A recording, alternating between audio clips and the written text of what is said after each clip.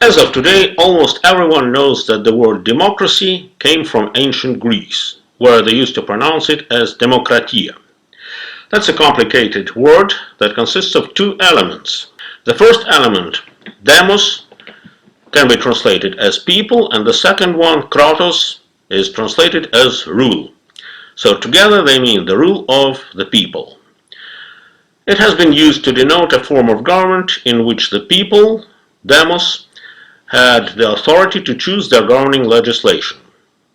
Another question is whether the word demos means just people or the translation is a little bit more complicated. Well, it's an interesting question, but we cannot discuss it right now. In any case, I would recommend you to read the book The Republic by Plato. Here is his mask made during his lifetime. And the book Politics by Aristotle. Here is his sculpture. Both books are very interesting, and in fact they are essential for everyone who would like to understand what exactly means democracy, tyranny, ochlocracy, oligarchy, etc., etc. Self-explanatory, there is a certain difference between the ancient Greek understanding of the concept of democracy and contemporary understanding of it.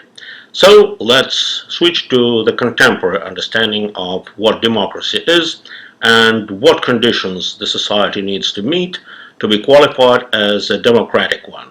Here I would strongly recommend you to look into the criteria worked out by Professor Michael J. Sodaro of Columbian College of Arts and Sciences. He is the author of quite popular textbook known as Comparative Politics, a Global Introduction. In that book, he defined three conditions under which a society can be considered democratic. Condition number one, the presence of democratic institutions such as elected parliament, elected president, independent courts, etc. Here are the examples of those institutions. Well, for example, how those institutions look like in the United Kingdom.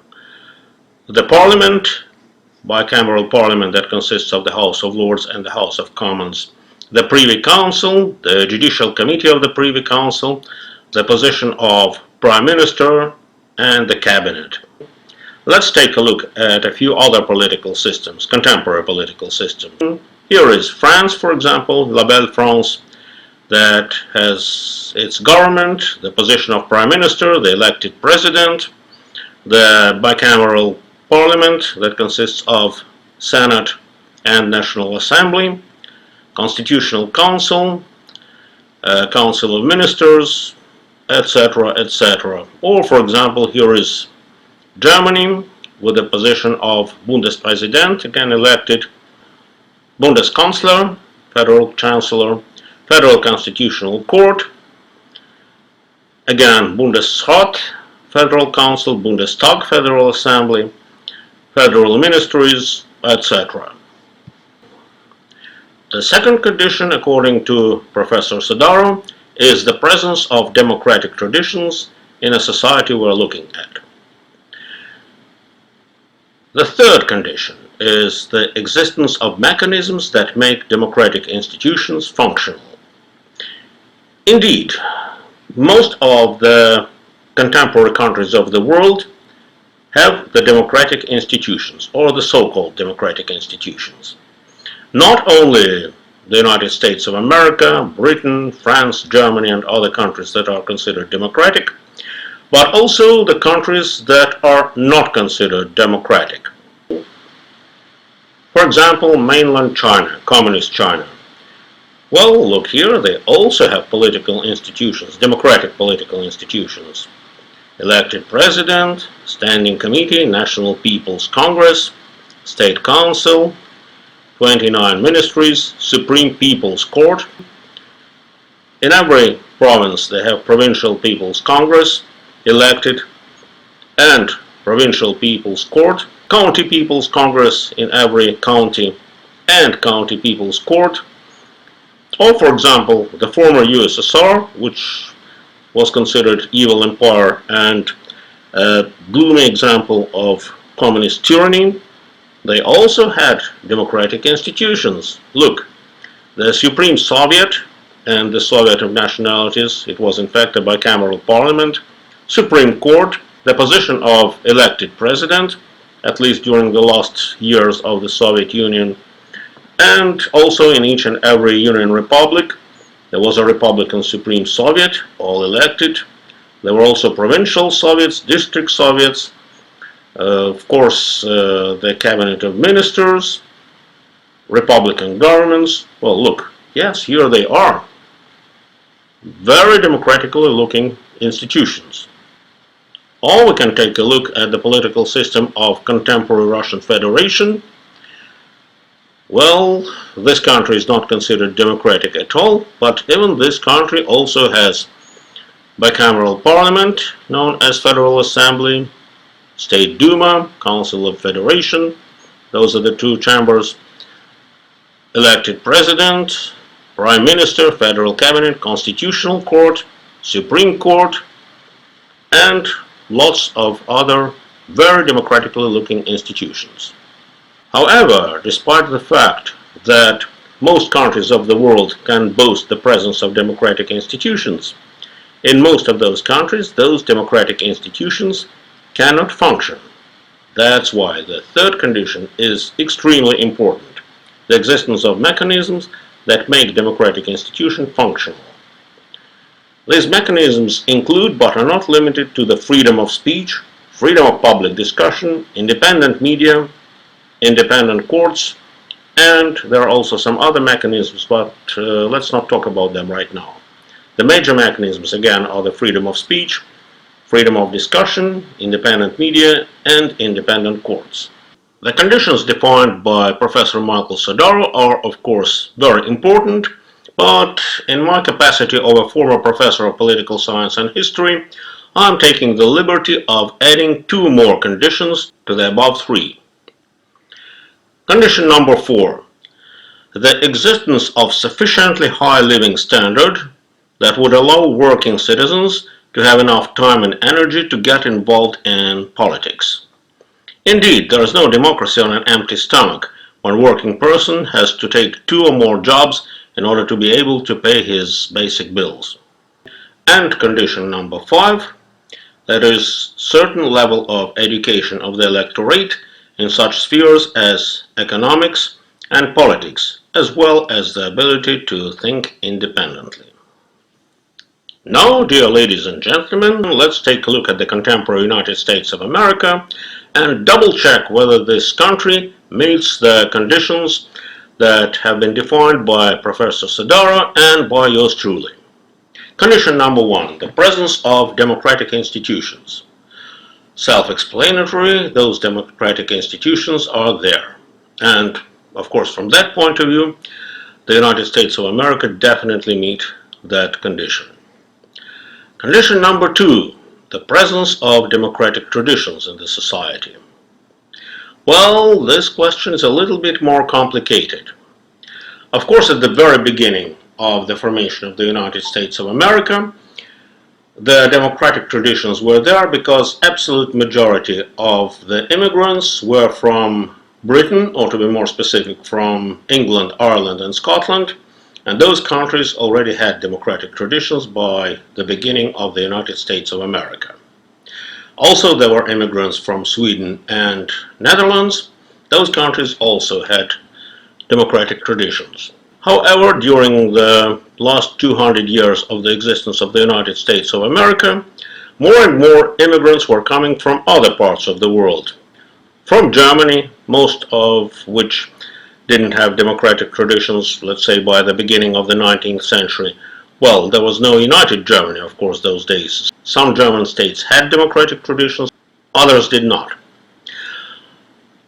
More and more immigrants were coming from Central and Eastern Europe, where there were practically no democratic traditions. And starting with the middle of the 20th century, and nowadays, most of the immigrants, hundreds, thousands of them, are coming from Central and South America, from Africa, and from other countries where democratic traditions simply do not exist. So the question is a little bit complicated. Partially the society has democratic traditions and partially not. Now let's switch to the most important condition, the existence of mechanisms that make democratic institutions functional. Here, I hate saying that, I would prefer to say something else, but contemporary America does not meet the third condition. Contemporary United States of America, by the way the same refers to Western Europe, are dominated by the so-called political correctness and left-wing ideologies. And obviously, there can be no talk of democracy in such countries as the contemporary USA, Canada, Great Britain, Germany, and France, where people are losing their jobs even for expressing their personal opinions on Facebook and other social media platforms. Not to mention that if you publish a book or an article that would contain certain information that is considered incredible from the point of view of political correctness, you may lose your job. Actually, you will lose your job. You will be ostracized and probably even can be taken to court, let's say for hate speech. Of course, there is absolutely no way that we could call a society dominated by political correctness as a democratic one. As far as freedom of public discussion is concerned, we can forget about it as well. Well, some older people still remember that during the 60s and even the 70s, people of opposite political views, including left-wingers, conservatives, even the Nazis, could come together on university campuses and exchange their opinions, argue, and probably find some common grounds or not find those common grounds. However, freedom of discussion existed. Now, starting with at least late 80s and early 90s, we can forget about that. It's absolutely impossible. There is no way you can come together on campuses and talk about politics if some of you share conservative opinions and conservative political views. Speaking about the independent media, everybody knows that there are no free media anymore, neither in the United States nor in Western Europe. Most of the mainstream media, again, are dominated by political correctness and hardcore left ideas. As for the independent courts, we know what happened recently in the Supreme Court of the United States, and not only there, the independent courts are also in the past. By the way, speaking about the independent courts, this all reminds me of an old story going back to the 18th century during the period of rule of Friedrich the Great of Prussia. That was the second half of the 18th century. Prussia, by the way, was one of the less developed states of Germany. There was no United Germany those days, as you probably know. At the same time, it was very militant and way less democratic. Actually, it was even not democratic if compared to the Hanseatic cities of Germany, for example. Nevertheless, I would like to share with you an example of a free court, independent court, even in a non-democratic society. Once Friedrich the Great looked out of the window of his palace and noticed an old watermill that, according to his opinion, spoiled his beautiful view. So his representatives were sent to the miller and asked the miller to sell the mill. "No, this mill is not for sale," said the miller. "You don't understand. This is the order of the king. You are either to sell this mill to us, or we'll just take it away from you." "Oh, give it a try," said the miller. "I don't think you will, because there are still some courts in Prussia. And believe it or not, the Prussian court in the Kingdom of Prussia solved that dispute in favor of the miller." I wonder if we can imagine anything similar to that in the contemporary United States of America or even in the contemporary Western Europe. So, unfortunately, the United States of America and most of the European Union countries do not meet the third condition, and the existing democratic institutions simply cannot function. Now let's switch to the fourth condition, the existence of a sufficiently high living standard which would allow working citizens to have enough time and energy to get involved in politics. Unfortunately, as of today, the majority of working people in such countries as the USA, as well as in Canada, Britain, Germany, and France, simply cannot afford any involvement in politics. And of course, it was not always like that. Older generation remembers that in the 60s and in the 70s, one working family member, usually a man, a father and a husband, could afford providing for the whole family. Of course, that is now in the past. If we look at a single mother who has to pay her own bills and to feed her kids, and there are more and more single mothers here and around us. If we look at a single man who went through the hell of one or two divorces, of course they don't have enough funds and they have to work way longer than 8 hours per day, sometimes even without weekends. What kind of political interest could they have? Those people do not have time to browse through the internet and to find out more information about the candidates whom they are going to vote for.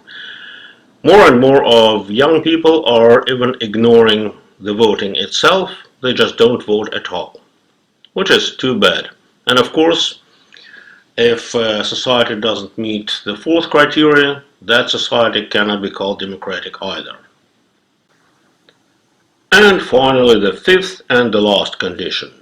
As a matter of fact, we all are facing now the degeneration of education, starting with public schools and ending up with the universities. Even in the Ivy League schools, the education is dominated again by political correctness and hardcore left-wing ideologies, and students are not taught to think independently. Instead of that, they are being brainwashed and indoctrinated. So what kind of educational level could we see here? Unfortunately, it's very primitive. For example, there are some young people who believe those candidates who promise to abolish tuition fee without raising taxes, or who promise to forgive student loans. That is so primitive. It's almost like promising people to print more dollars and make them that way rich. Of course, if you promise way more dollars, you will just cause inflation. But believe it or not, the majority of electorate doesn't understand even that, which is pretty sad.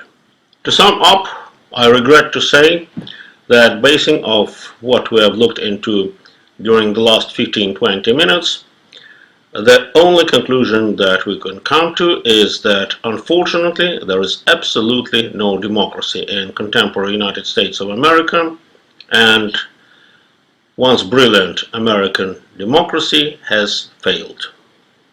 Too bad, so sad, but unfortunately that's true.